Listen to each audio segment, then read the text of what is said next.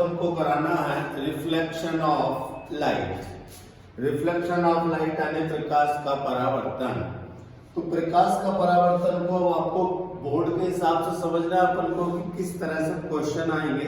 वो अपन को यहाँ कोई लेक्चर की जरूरत नहीं है। लेक्चर एक अलग चीज है, आपको पहले लिखने का सिस्टम भाई प्रश्न को समझना पड़ेगा।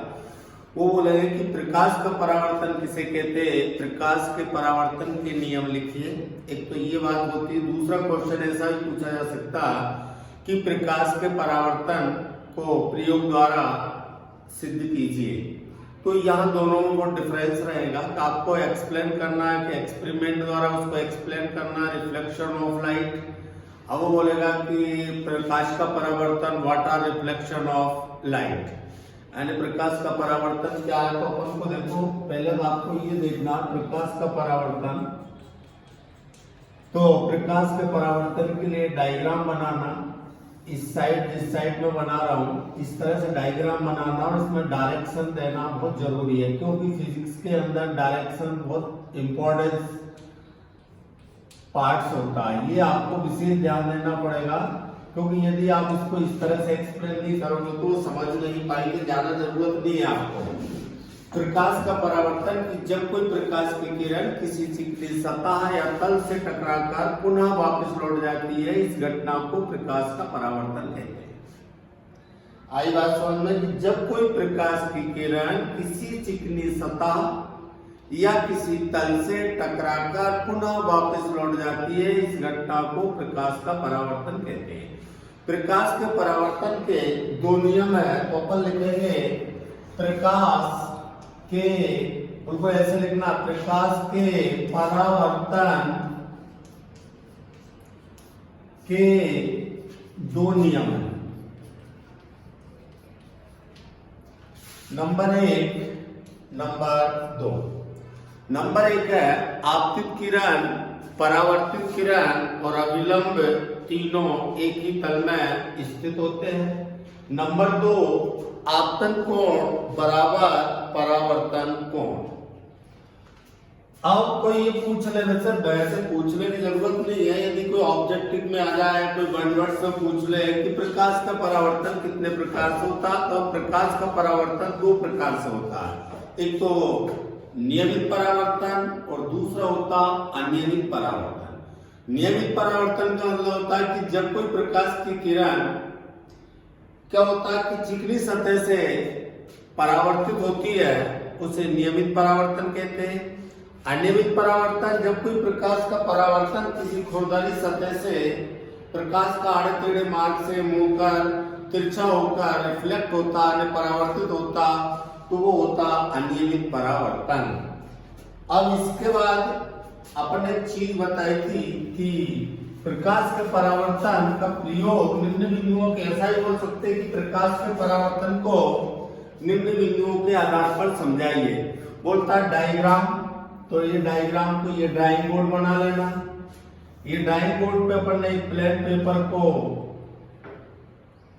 लगा लिया, या डायरेक्ट भी कर सकते हो कि एक चित्र ऐसा बना लेना जैसा मैंने पहले बनाया था, वैसे कि वैसा डायग्राम बनेगा।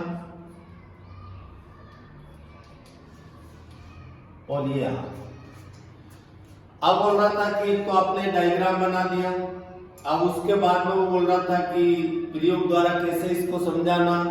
तो ड्राइंग बोर्ड पर ड्राइंग पिन की सहायता से सफेद कागज को लगाते हैं। इसके बाद एक दर्पण की सहायता से एक सरल लाइन रेखा खींच लेते हैं। फिर एक अविलंब डालते हैं। अविलंब डालने के बाद फिर उस पर एक जो भी डिग्री का एंगल लेना था, 80 डिग्री का एंगल बना लिया।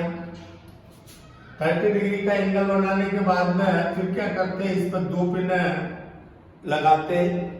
फिर इन पिनों की सीध में दूसरी ओर से 2 पिन इस प्रकार गाड़ते कि इन पिनों के सीध में वो दिखाई दे।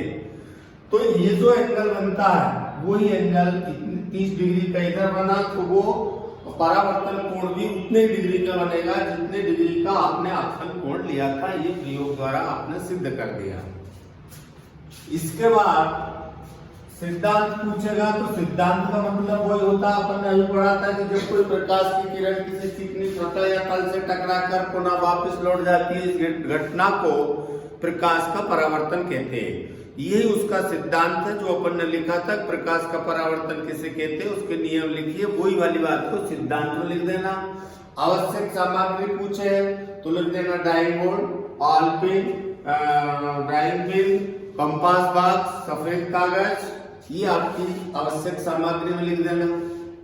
अब क्या पूछेगा, सावधानी पूछेगा तो लिख देना कि पिनों के सिरे नुकीले होना चाहिए, पिनों को गाड़ते समय दर्पण को हिलाना नहीं चाहिए, पिन सीधी ऊर्ध्वाधर होना चाहिए, ये सावधानी लिख देना। अब आता प्रकाश का अपवर्तन। प्रकाश का अपवर्तन, प्रकाश का अपवर्तन में लिखना आपको ये डायग्राम,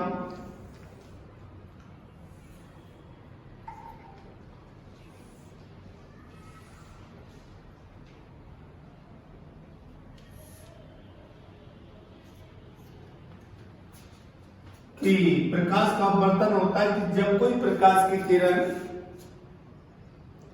सघन माध्यम से, यदि ऐसा बोलेंगे तो आप कंफ्यूज हो जाओगे, तो आप तो ऐसा बोल देना कि जब कोई प्रकाश की किरण एक माध्यम से दूसरे माध्यम में प्रवेश करती है तो वो अपने मार्ग से विचलित हो जाती है या वो हट जाती है, इस घटना को प्रकाश का अपवर्तन कहते हैं।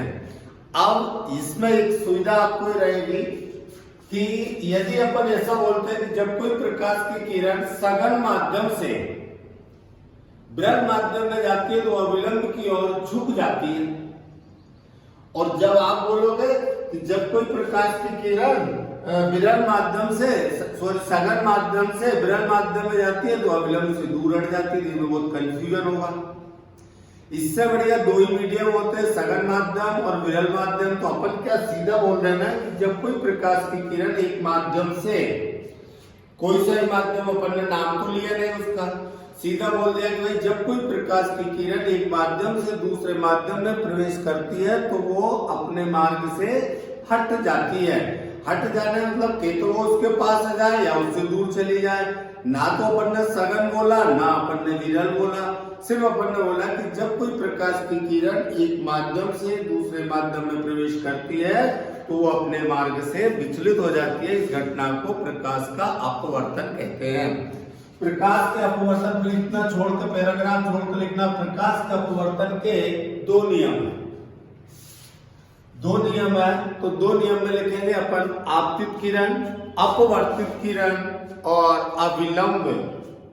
आपतित किरण, परावर्तित किरण मत बोल देना जो अपन ने परावर्तन में बोला था, क्योंकि इसमें परावर्तन नहीं होगा। आपतित किरण, अपवर्तित किरण और अविलंब एक ही तल में स्थित होते हैं। आपतन कोण की ज्या और अपवर्तन कोण की ज्या में एक नियतांक होता है। ये प्रकाश के अपवर्तन के नियम है। आगे हम चलाते हैं इसमें कि प्रकाश का वर्ण विक्षेपण। प्रकाश का वर्ण विक्षेपण किसे कहते हैं कि जब कोई प्रकाश किसी प्रिज्म या कांच से होकर गुजरती है, जब कोई श्वेत प्रकाश, जब कोई प्रकाश की किरण, जब कोई प्रकाश की किरण किसी, जब किस ऐसा बोल देना नहीं तो कि जब कोई श्वेत प्रकाश की किरण किसी प्रिज्म या कांच से होकर, कौन सी, जब कोई श्वेत प्रकाश की किरण किसी प्रिज्म या कांच से होकर गुजरती है तब वह अपने मूल अवयवी रंगों में व्यक्त हो जाती है या वो अपने अवयवी रंगों में बढ़ जाती है। इस घटना को प्रकाश का वर्ण विक्षेपण कहते हैं। विक्षेपण मतलब क्या होता है, उसका डिस्ट्रीब्यूट हो जाना, अपने अपने जो भाग होते हैं वो सब अलग अलग हो जाते हैं। तो प्रकाश के 7 रंगों में तो 7 रंग और 6 रंग और 8 रंग का कोई प्रॉब्लम नहीं। आपको सीधा बोल देना कि प्रकाश का अपने मूल अवयवी रंगों में व्यक्त होना होने की घटना को प्रकाश का वर्ण विक्षेपण कहते हैं। अब आगे चलते हैं